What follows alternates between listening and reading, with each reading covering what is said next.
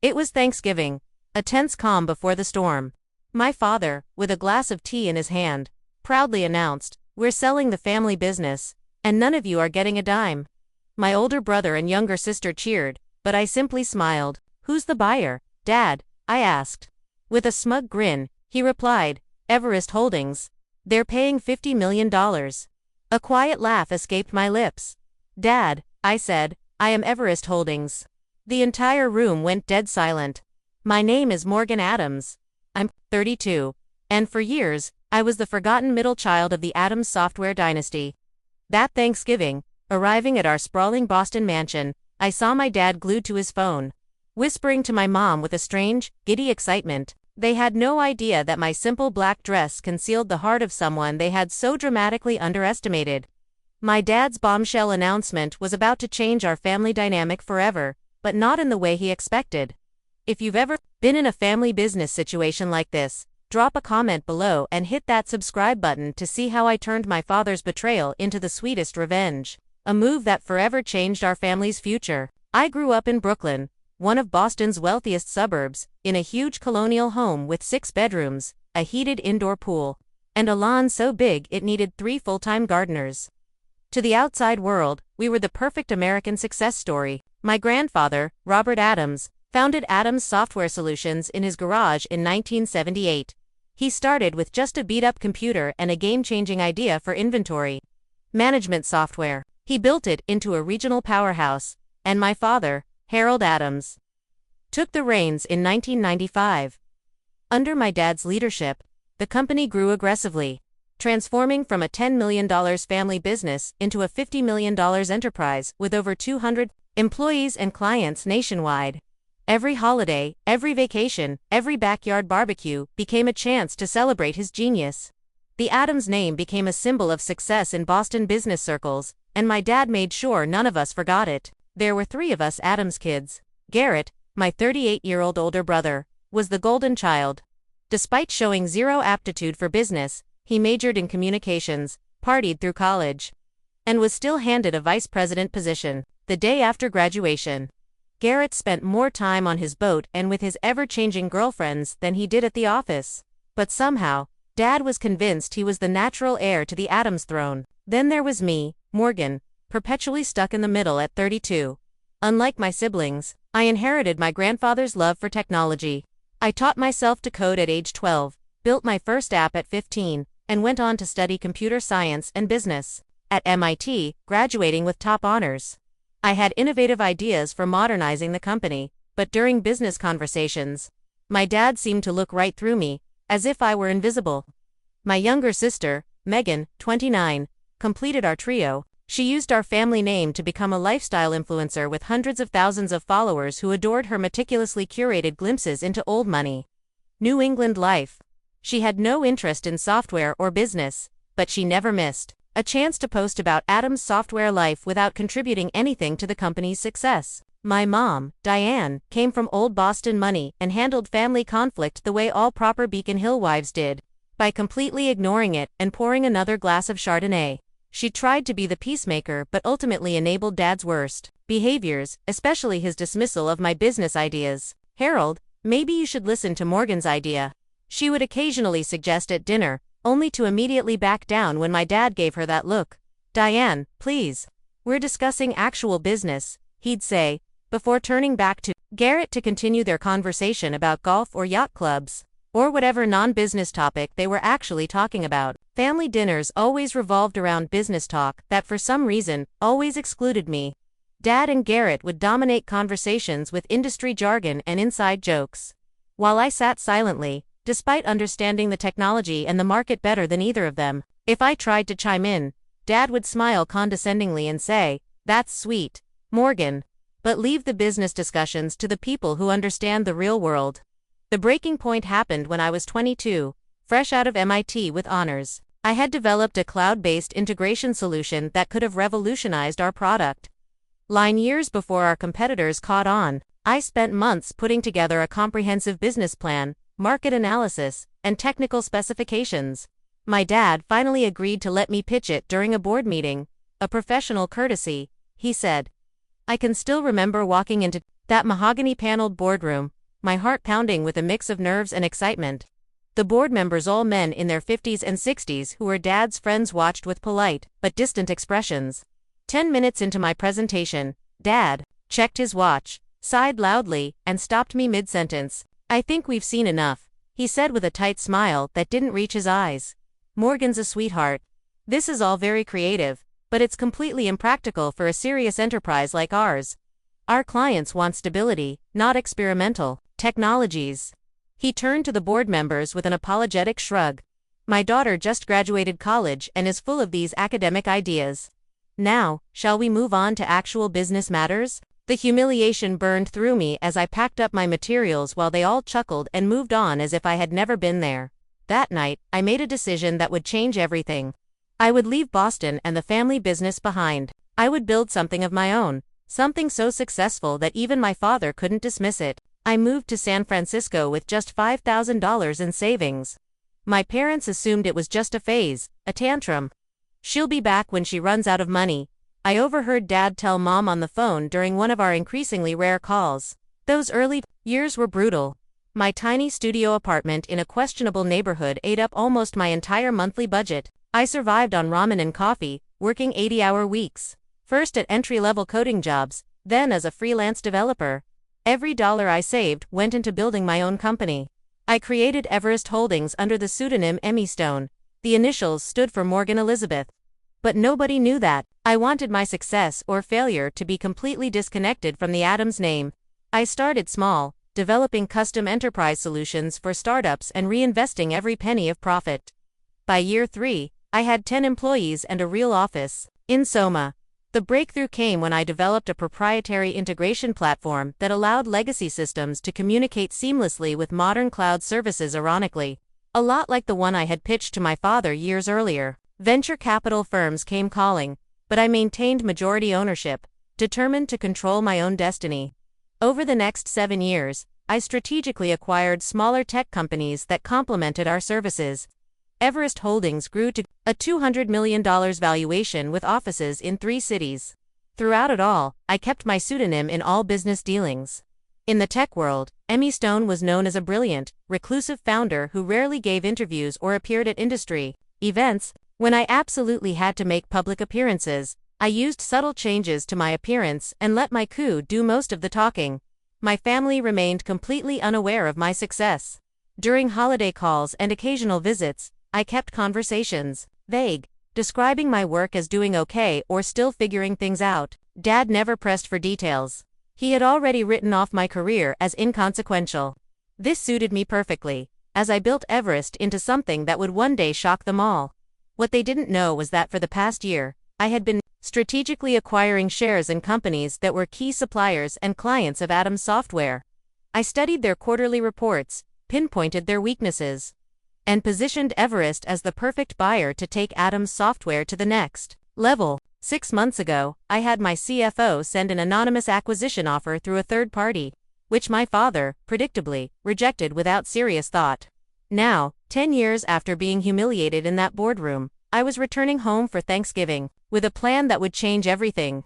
Adams Software was struggling with outdated technology and losing market share.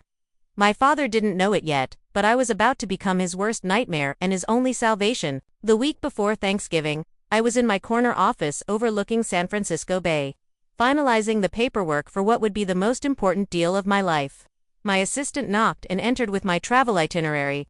"Your private jet is confirmed for Tuesday at 11 a.m., she said, placing the folder on my desk. "Are you sure you don't want to bring your executive team to Boston for the signing?" I shook my head. "This is personal. I need to handle it alone." After she left, my phone rang. It was Isabella, my best friend from those struggling early days when we shared a wall in adjacent studio apartments. "Are you really going through with this family Thanksgiving charade?" she asked without preamble. "After everything they did.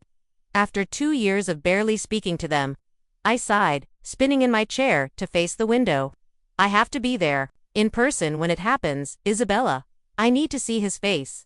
"I remember the last Christmas disaster," she said carefully. "Your father announced Garrett's promotion to executive vice president while you sat there with your unacknowledged Series B funding round. You came back to California and didn't speak to them for months. The memory stung. Dad had raised a toast to the future of Atom's software while looking directly at my brother, who had been too hungover to contribute anything meaningful to the strategy meeting earlier that day. This time will be different, I promised. Everything changes this Thanksgiving. I spent the evening packing, carefully choosing my wardrobe to make a statement.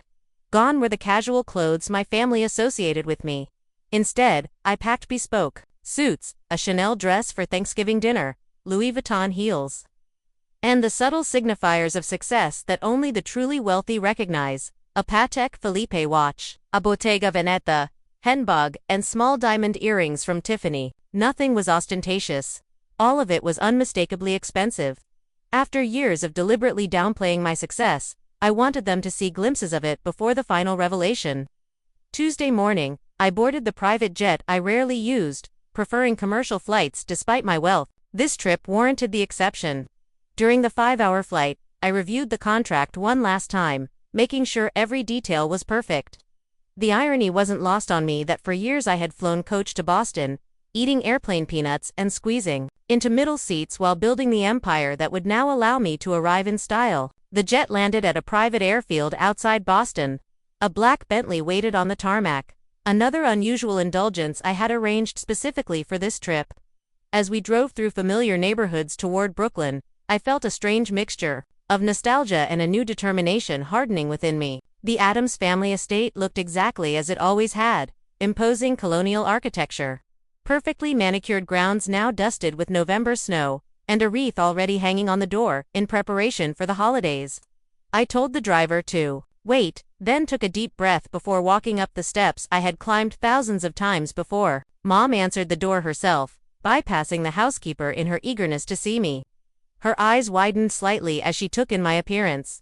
"Morgan, darling," she said, embracing me with the scent of expensive perfume and the faint note of midday wine on her breath. "You look different. Is that a Rolex?" "Patek Philippe, actually," I said, returning her hug. "Good to see you, Mom." She ushered me inside, chattering about Thanksgiving preparations and Megan's latest Instagram milestone. I nodded politely, setting down my bag in the grand foyer with its sweeping staircase and crystal chandelier. Home sweet home, with all its complicated memories. "Your father is in his study," Mom said. "He's been very busy with some big deal. Very hush-hush, even with me." I smiled. "I'll say hello before I settle in." Dad's study had always been a somewhat forbidden territory, a masculine sanctuary of leather, mahogany, and business journals. I knocked once and entered without waiting for a response, a small act of defiance. He looked up from his desk, reading glasses perched on his nose. Surprise flickered across his face before settling into his usual mild disinterest. "Morgan, you made it." He stood for a brief, awkward hug, then gestured vaguely toward the chair across from his desk. "The trip from California was good." "Very smooth," I said, deliberately not taking the offered seat. "I flew private." "Saves time." A momentary confusion crossed his features. "Private? That must have been expensive." I shrugged. "Business is good." Before he could inquire further, his phone rang, and with a perfunctory, "Excuse me, this is important," he turned away to answer it. I used the opportunity to glance at the papers on his desk. There it was, the Everest Holdings acquisition proposal, with my company's logo prominently displayed. My heart raced, but I maintained my composure as he finished his call. "Sorry about that," he said hastily, gathering the papers into a folder. "Big things happening at the company. You wouldn't understand." The familiar dismissal rolled off me like water now. "Of course, Dad. I'll let you get back to it." I left his study and headed upstairs to my old bedroom, which Mom had maintained as a shrine to my teenage self. Debate trophies, computer science awards, and MIT pennants still adorned the walls, dusty testaments to achievements that had never impressed the one person whose approval I had sought most. After freshening up, I headed downstairs and found Garrett in the living room, already drinking scotch at 3 in the afternoon. He had our father's tall frame and confident posture, but years of privileged indulgence had softened him around the middle. Well, the prodigal sister returns," he said, raising his glass in a mock toast. "Still playing with computers. In California." "Something like that," I replied with a tight smile. "How's your little startup doing? Making any money yet?" His condescension was so familiar it almost felt like home. Before I could answer, Megan burst into the room. Phone held at the perfect angle to capture her entrance for her Instagram followers. "Morgan is here, everyone. Family reunion time," she announced to her phone before air-kissing my cheeks. "You look expensive, sis. Did you finally find yourself a rich boyfriend?" "No, just working hard," I said, stepping out of her camera frame. Garrett brought his new girlfriend, Megan whispered, still recording. "Amber, she's 24 and does yoga professionally." On cue, a willowy blonde entered the room wearing designer jeans and a cashmere sweater that highlighted her perfect figure. Garrett immediately pulled her to his side with proprietary pride. "Amber, this is my sister, Morgan.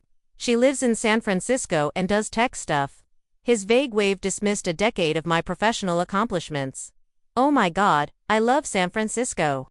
The shopping is amazing," Amber gushed. Our awkward small talk was interrupted by the sound of Dad's raised voice from his study. Though the words were muffled, his excited tone carried through the house. "Yes, absolutely. Tomorrow, after Thanksgiving. $50 million is the final offer. Everest Holdings has been very insistent on the terms." I excused myself to the kitchen, needing a moment alone. The household staff had always been kinder to me than my own family. Maria, our housekeeper of 20 years, was preparing vegetables for tomorrow's feast. "Miss Morgan," she smiled warmly. "It's good to see you. You look well. California agrees with you." "Thanks, Maria. Need any help?" She shook her head. "Your mother wants everything perfect for tomorrow. Big day, she says. Your father has news." I nodded. "So I gathered." The pre-dinner drinks hour was excruciating. Mom fluttered about with forced cheerfulness. Dad checked his phone every 3 minutes. Garrett bragged about his new boat to anyone who would listen, and Megan documented everything for her followers. I sipped my wine slowly, observing the family dynamics with new eyes, no longer the hurt daughter seeking validation, but a successful businesswoman about to change the game entirely. "Dinner is ready," Mom finally announced, ushering us toward the formal dining room, where the family had gathered for holiday meals for 3 generations. I took a deep breath and followed them, knowing that by the time dessert was served, nothing would ever be the same. The Addams family Thanksgiving dinner had always been a formal affair. The massive mahogany dining table gleamed under the light of the crystal chandelier, set with the Wedgwood china that only emerged for special occasions. Sterling silver candelabras held ivory tapered candles, casting a warm glow over the autumnal centerpiece of pumpkins, gourds, and fall foliage that Mom had undoubtedly commissioned from the most expensive florist in Boston. I noted with mild amusement that I had been seated at the far end of the table, as far from Dad at the head as physically possible. Typical. Garrett sat at Dad's right hand with Amber beside him, while Megan occupied the spot to Dad's left. Mom took her traditional place at the opposite end, with me beside her, symbolically separated from the inner circle of family business by the length of polished wood between us. Maria and the kitchen staff brought out course after course: butternut squash soup, garnished with creme fraiche, a harvest salad with candied walnuts and cranberries, and finally, the turkey, a 25-pound bird roasted to golden perfection, accompanied by all the traditional sides. Dad carved with ceremonial precision while Megan filmed for her social media, providing a running commentary. And here's Daddy carving the turkey, just like his father before him, continuing the Addams family tradition of excellence in everything they do. I caught Mom wincing slightly at Megan's performance before taking a large sip of her wine. By my count, it was her 4th glass since I had arrived. Once our plates were filled, Dad raised his glass for the traditional Addams family gratitude ritual. Another performance where we each shared what we were thankful for this year. It had once been meaningful before it devolved into a competitive status report. Garrett went first, as the eldest always did. "I'm thankful for another record-breaking quarter at Addams Software," he began, though I knew from my research that the company had actually lost market share for the 3rd consecutive quarter. "And for my new 42-foot yacht, the Addams Legacy." He squeezed Amber's hand. "And for new beginnings with this amazing woman." Amber giggled and kissed his cheek, while Megan made exaggerated gagging motions when Garrett wasn't looking. Megan went next, phone still in hand. "I'm so thankful to have reached 1 million followers this year. My collaboration with Luxury Life Cosmetics has been amazing, and I'm grateful to be an Addams and represent our family brand to the world." She beamed at Dad, who nodded approvingly, though he had often complained privately about her frivolous career. When my turn came, I set down my fork and spoke clearly. I'm thankful for the lessons life has taught me, that sometimes rejection leads you to the right path, that persistence matters more than privilege, and that success is the best teacher. I raised my glass to finding your own way. Dad frowned slightly, perhaps detecting something in my tone, but quickly moved on to his own gratitude speech, which predictably centered on the business legacy he had built. Mom offered generic thanks for family and health, her words slightly slurred. Throughout the meal, Dad seemed distracted, checking his phone under the table and occasionally whispering to Mom, whose smile grew increasingly strained. Garrett dominated the conversation with stories about clients he had supposedly impressed, while Megan interrupted regularly to share comments from her followers watching her Thanksgiving Instagram story. As Maria brought in the pumpkin and pecan pies, Dad suddenly tapped his knife against his crystal water glass, the sharp ping cutting through the dinner conversation. I have an announcement to make, he said, standing at the head of the table with the authority of someone accustomed to commanding rooms, one that affects everyone here. The table fell silent. Even Megan lowered her phone. As you know, I've dedicated my life to building Adams Software into a leader in our industry. But all good things evolve, and the time has come for change. He paused dramatically. I have decided to sell the company. Garrett choked on his wine. What? Dad, you can't be serious. Dad raised his hand for silence. I've been in negotiations for months with a very interested buyer. The deal will be finalized tomorrow. Megan gasped theatrically. But Daddy, what about the Adams legacy? My brand is built around being an Adams Software heiress. That brings me to the second part of my announcement, Dad continued, his expression unreadable. The proceeds from the sale will not be going to you children as inheritance. Now, both Garrett and Megan erupted in protest. That's our birthright. Garrett slammed his fist on the table, rattling the china. What do you mean? Megan wailed, now live streaming the family drama to her followers. Where is the money going? Dad waited for their outbursts to subside. Your mother and I will be using part of it for our retirement. The rest will go to establishing the Adams Foundation, a charitable organization to support technology education. This is Bull's tea. Garrett stood, his face flushed with anger. I've given 10 years to this company. You promised it would be mine someday. You promised all of us. Megan joined in, tears streaming down her face, though she kept her phone carefully angled to capture her most flattering crying angle. Throughout the chaos, I remained perfectly still, taking small, deliberate bites of pecan pie. Mom noticed my calm and gave me a quizzical look. Morgan, she said quietly. You don't seem surprised. The table gradually quieted as everyone turned toward me, suddenly remembering my presence. Actually, I said, setting down my dessert fork with precision, I have just one question. I looked directly at my father. Who is the buyer? Dad's chest puffed with pride, pleased to have important information that we didn't. A very successful tech investment firm called Everest Holdings. They're paying $50 million, which is more than generous given our recent market challenges. I took a sip of water, using the moment to steady myself for what came next.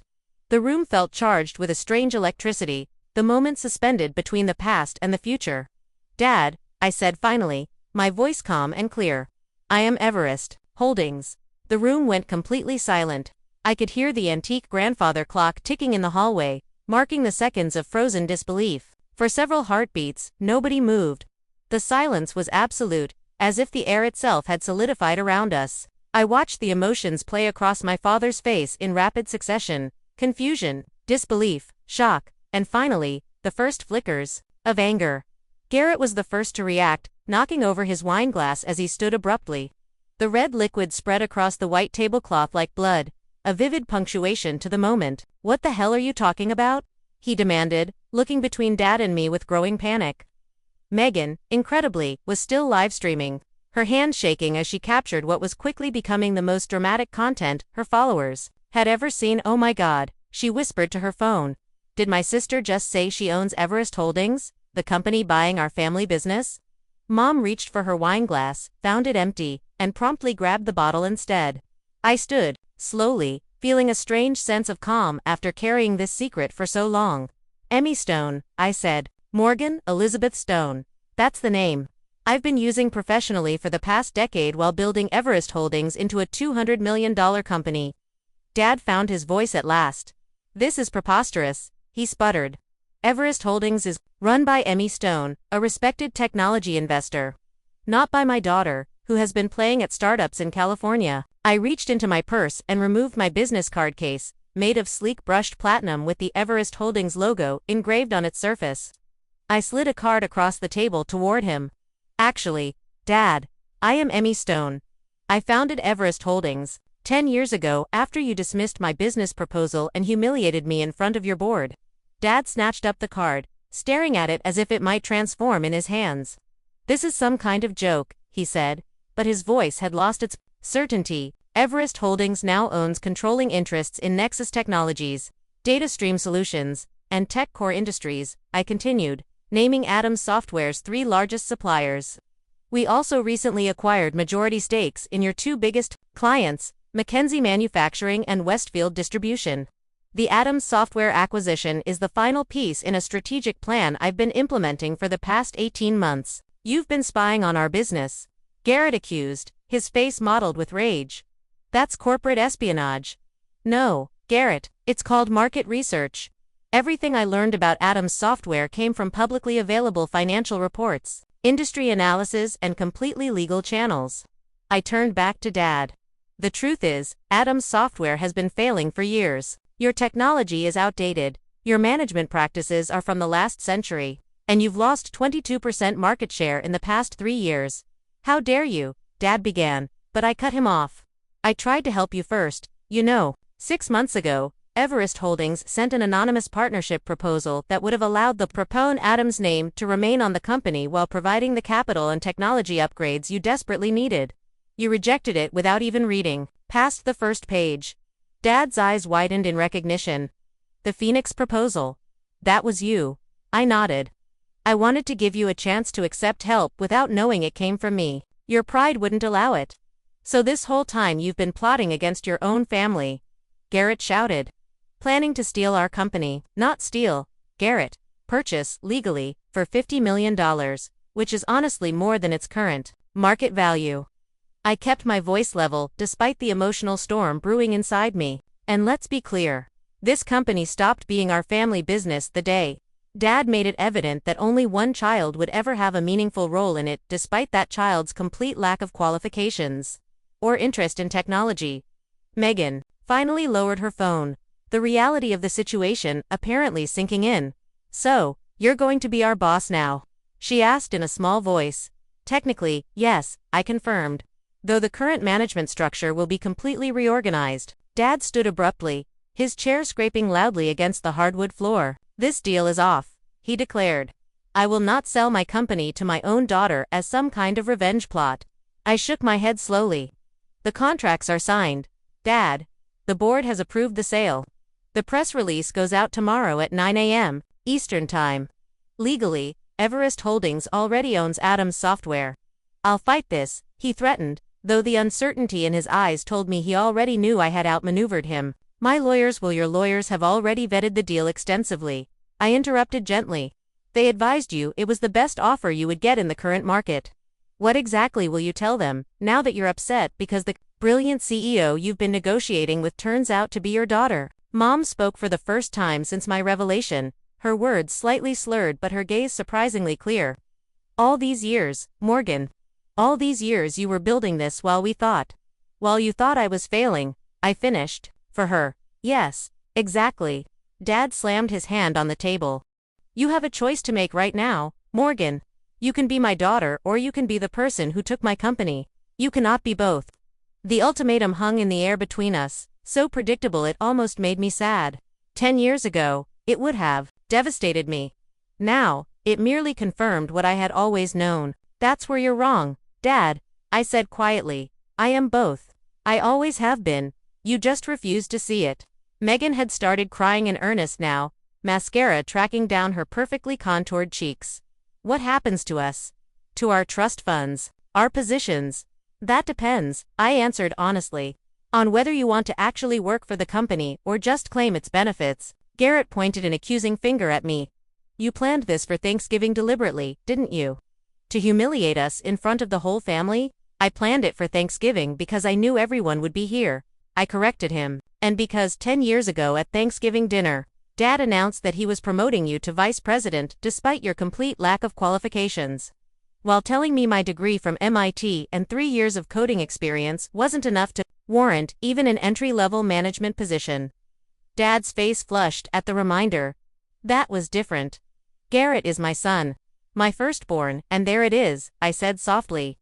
The real reason I was never given a chance. Not my ideas, not my education, not my work ethic, just my gender. The painful truth silenced the room again. Even Garrett had the grace to look uncomfortable. This conversation is over, Dad finally declared. Everyone out. I need to call my attorneys. He stormed from the dining room, the sound of his study doors slamming echoing through the house. Moments later, Mom rose unsteadily to her feet. I should go check on him, she murmured, though she paused beside my chair. Are you really worth $200 million? I nodded. And all those times you couldn't come home for Christmas because you said you couldn't afford the plane ticket, ... I was running a company, Mom. And I needed you all to keep underestimating me. She touched my shoulder briefly, an unreadable expression on her face, then followed after Dad. As the dining room emptied, I remained seated, looking at the abandoned Thanksgiving feast around me. The turkey had grown cold. The candles burned low. And the family I had once desperately wanted to impress had scattered in shock and anger. It should have felt like victory.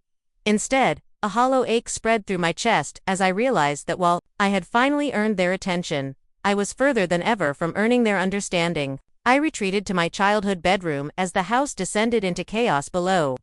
Through the floor, I could hear Dad shouting on the phone, presumably to his lawyers, while Mom's placating tones rose and fell in counterpoint. Occasionally, angry voice would join the cacophony, followed by Megan's dramatic wailing. My old room remained frozen in time, a museum to the person I had been, the twin bed with its navy blue comforter, the desk where I had spent countless hours coding and dreaming, the bookshelves lined with computer science textbooks and the few fantasy novels I had allowed myself as rare indulgences. Debate trophies and academic medals gathered dust on the shelves, achievements that had never impressed the one person whose approval I had sought most. I ran my fingers along the spines of my old journals, pulling one out at random.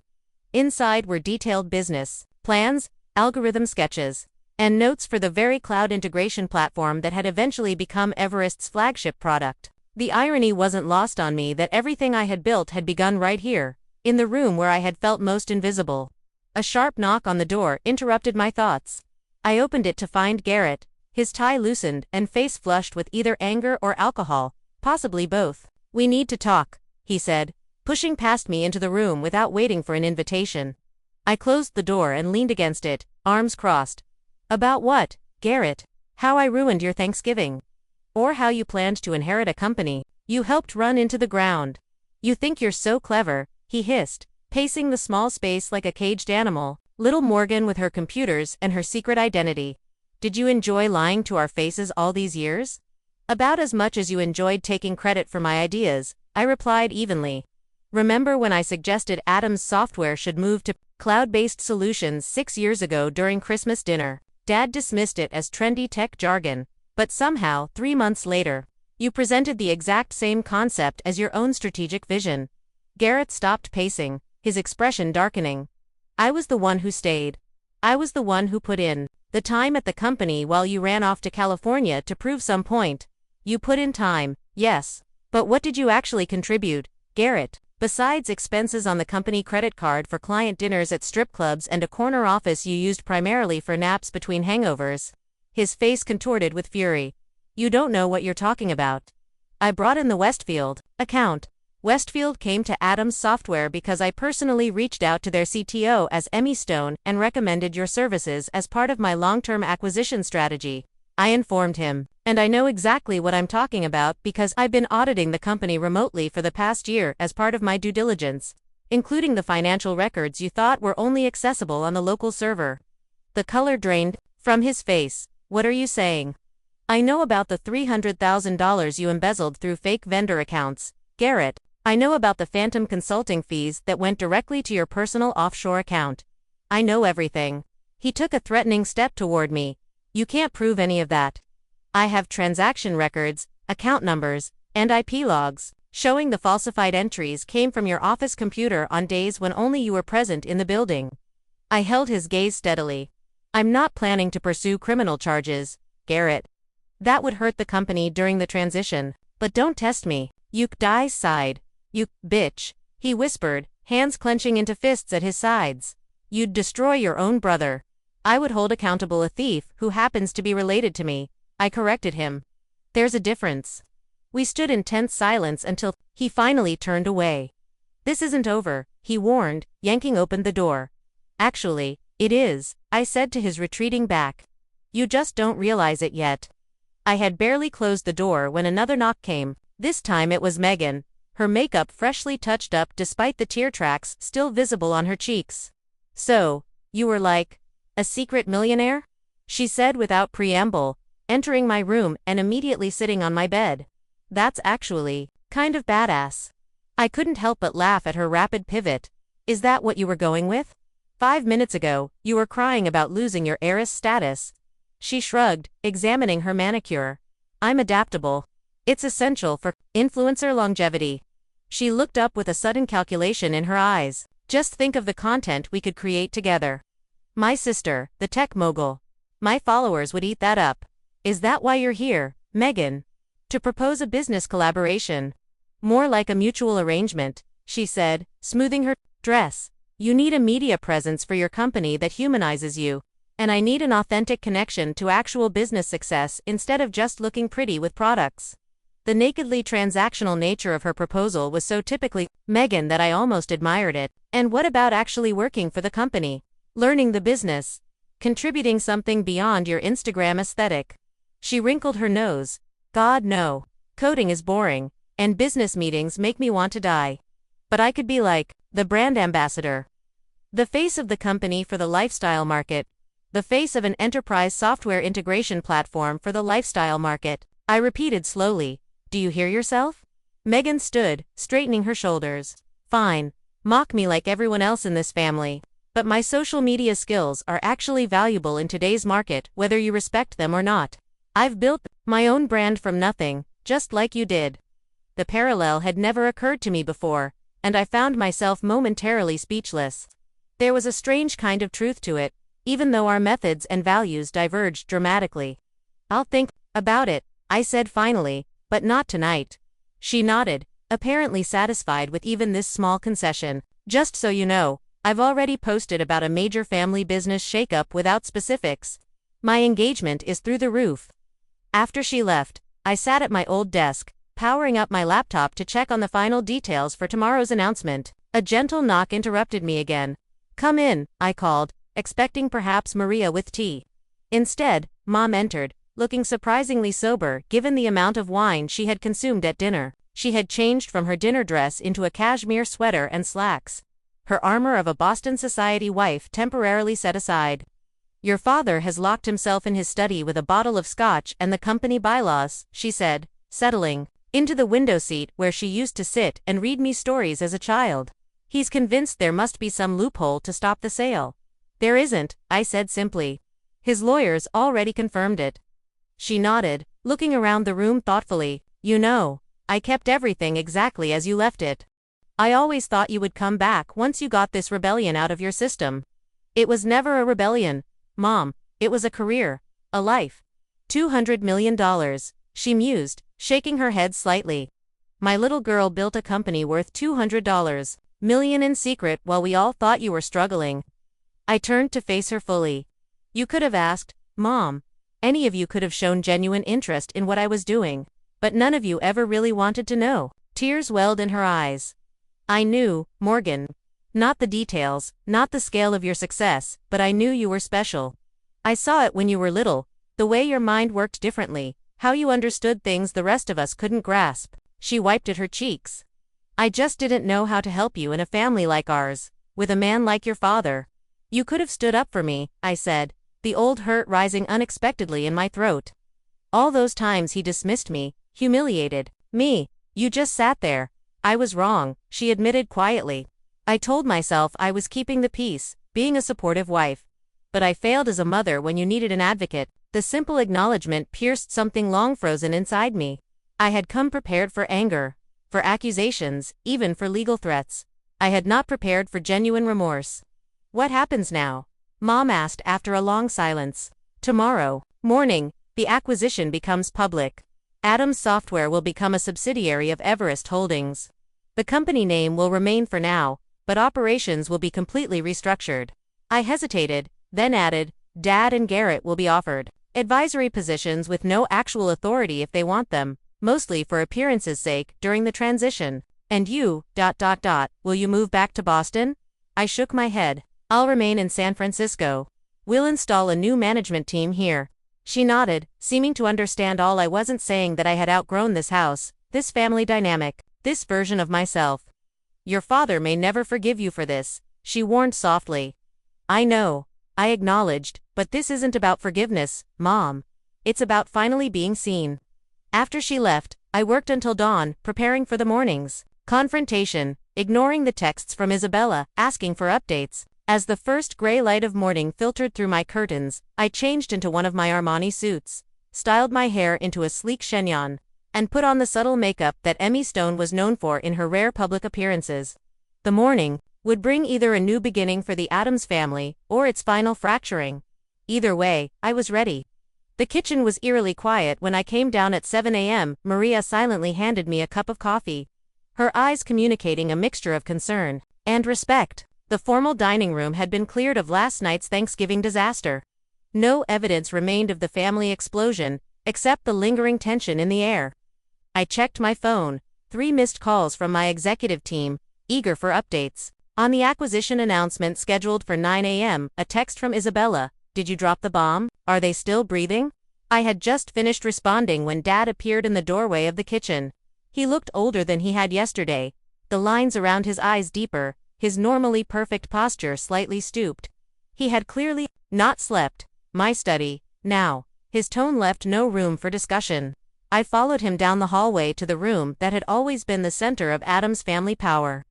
The wood-paneled walls were covered with framed accolades, business journal covers, featuring Dad, industry awards, and photos with politicians and celebrities. Conspicuously absent was any recognition of my achievements.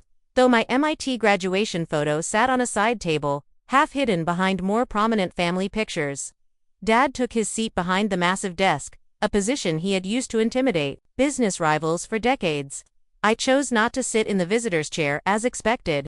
Instead, I perched on the edge of the desk itself, a subtle repositioning of our power dynamic that didn't go unnoticed. My attorneys confirm what you said last night, he began, without preamble. The sale is legally binding. The board vote was unanimous. Of course it was, I replied. Adams Software has been losing market share for 3 years. Your technology is outdated, your management structure is bloated, and your development pipeline is empty? The board recognized a good offer when they saw it. $50 million, he said, shaking his head. The company was valued at $70 million just 2 years ago. The company was overvalued 2 years ago, I corrected, and I offered more than any other potential buyer would have. Most would have stripped the assets and dissolved the Adams name entirely. He looked up sharply. And is that your plan? To erase your own family legacy? No. Despite everything, I respect what grandfather built and what you expanded. The Adams name stays, though the company structure will change significantly. For the first time, uncertainty crossed his features. What exactly are your plans? I had waited 10 years for him to ask my opinion on business matters. The irony wasn't lost on me. Adams Software will become the enterprise division of Everest Holdings, focusing on updating your legacy products and integrating them with our cloud platforms. We will retain approximately 60% of the current staff, with significant changes to upper management, and me, he asked, the question clearly costing him. You will be offered a position as chairman, no operational authority, but you will maintain an office and can advise on client relationships during the transition. His jaw tightened. A figurehead role. A respected advisory position, I countered, with full benefits and a generous compensation package. He stood abruptly, walking to the window that overlooked the immaculately maintained garden. For a long moment, he said nothing, his back to me as he stared out at the property that generations of Adams' success had built. How did you do it? He finally asked, his voice quieter now. Build something that valuable when you had nothing. No connections, New startup I had my education. I reminded him the one thing he couldn't take from me. And I had tremendous motivation to prove you wrong. He turned back to face me. I expected you to fail. I know everyone does. I mean, 90% of startups never make it past the first 3 years. I thought. He hesitated, seeming to struggle with the words. I thought I was protecting you from inevitable disappointment. By ensuring I never got the chance to try. I raised an eyebrow. That's not protection, Dad. That's control. He flinched slightly at the accusation. Perhaps. I built this company from what my father started, expanded it 10 times over. I thought I knew best. But you didn't, I said simply. You were wrong about me. Wrong about the direction of the industry.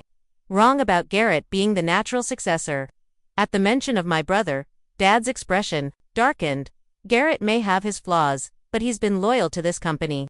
Garrett has been embezzling from the company for at least 3 years, I informed him bluntly. I have all the documentation. That's part of why I moved now. Before he could do more damage, Dad sank back into his chair. The shock of this new revelation apparently too much to process while standing. That can't be true. $300,000 siphoned through fake vendor accounts. The evidence is irrefutable. Why would he need to steal? He makes a generous salary, has a trust fund, gambling debts, I said. Sports betting, mostly, from what I can tell. Dad buried his face in his hands briefly before looking back up, suddenly appearing every one of his 68 years. So both my son and my company were failing. And I was too blind to see either. The naked vulnerability in his admission caught me off guard. I had expected more anger, more accusations, not this broken acceptance. Not blind, I said, softening my tone slightly. Just looking in the wrong direction. A long silence stretched between us, filled with decades of misunderstanding and missed opportunities. When he finally spoke again, his voice had changed, the arrogance replaced with something approaching genuine curiosity. How did you do it? He asked. Really? Connections, no investors who knew the Adams name. How did you build something so successful? I considered deflecting, but there was something in his question that seemed sincere for the first time in our relationship. I started small, I explained. Freelance development work to build capital.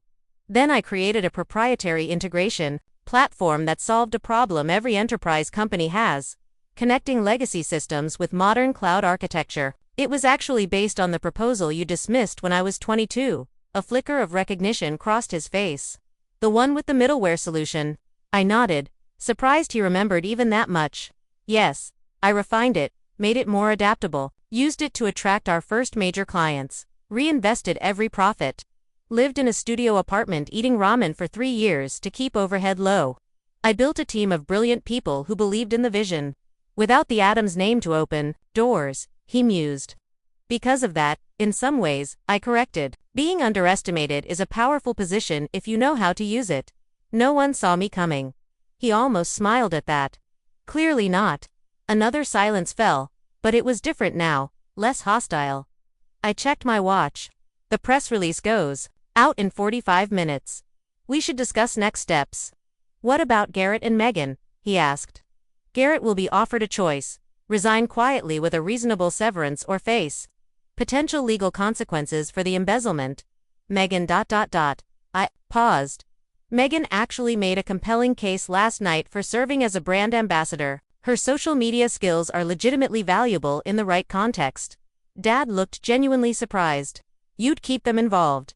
After everything. This was never about destroying the family, Dad. It was about claiming my place in it, on my terms. He nodded slowly, his gaze dropping to the papers on his desk, then rising again to meet mine with unexpected directness. You outmaneuvered me completely, he said. And I was startled to detect a note of something almost like pride in his voice. Your grandfather would have been impressed. Coming from him, it was as close to approval as I had ever received. I felt a complicated emotion rising in my chest, not quite vindication. Not quite forgiveness, but something hovering in the space between. I learned from watching you, I acknowledged, even when you didn't think I was paying attention. He extended his hand across the desk. So, Chairman I took his hand, sealing the first professional agreement we had ever made as equals. Welcome to Everest Holdings, Dad. 6 months after that fateful Thanksgiving, I stood in the newly renovated headquarters of Adams Everest Technologies. The former Adams Software building had been transformed with open workspaces, state-of-the-art technology, and a collaborative environment that respected the company's history while embracing its future. My role as CEO of Everest Holdings meant I split my time between San Francisco and Boston, overseeing the integration of the two companies and the evolution of our expanded product line. The transition had not been easy, but it had been more successful than even my optimistic projections had anticipated. Dad had surprised everyone by embracing his chairman emeritus role with unexpected grace. Once the initial shock and anger had subsided, he found satisfaction in mentoring younger team members and maintaining relationships with long-standing clients. We had established a weekly meeting where he could offer insights on company history and industry relationships, and I found myself actually looking forward to these sessions. For the first time, we were building a relationship based on mutual respect rather than expectations and disappointments. Garrett's situation had been more complicated. After facing the evidence of his embezzlement, he had initially threatened legal action against both me and the company. Eventually, cooler heads prevailed when he realized his options were limited. He accepted a conditional offer: repayment of the stolen funds, resignation from his executive position, and enrollment in an MBA program if he wanted any future role in the business. To my surprise, he chose education over exile and was now halfway through his first semester, calling occasionally with genuine questions about business strategy. Megan had flourished in her new role as brand ambassador for our consumer products division, a small but growing part of the business that benefited from her social media expertise. Her followers had been captivated by the dramatic family business saga, which she carefully presented as a story of female empowerment and family reconciliation rather than the more complex reality. Her Tech Heiress rebrand had actually opened doors to younger markets we had previously struggled to reach. Mom had perhaps changed the most, volunteering with women's education initiatives and even joining the board of a tech incubator for female founders. "I want to help other girls like you," she told me, "so their mothers don't make the same mistakes I did." As I walked through the office, employees nodded respectfully or smiled in greeting. I was no longer Emmy Stone, the mysterious founder, nor Morgan Adams, the forgotten middle child. I was simply Morgan, the CEO, who had modernized a failing family business and created new opportunities for everyone involved. My assistant interrupted my thoughts. "Your father is waiting in the conference room with the quarterly reports," she informed me, "and your mother called to confirm dinner tonight with the potential investors."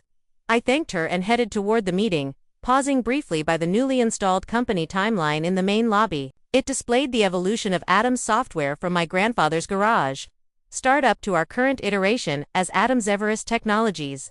My photo now hung alongside those of my grandfather and father, 3 generations of leadership, with my own achievements listed with the same prominence as theirs. Thanksgiving was approaching again, and this year would be entirely different.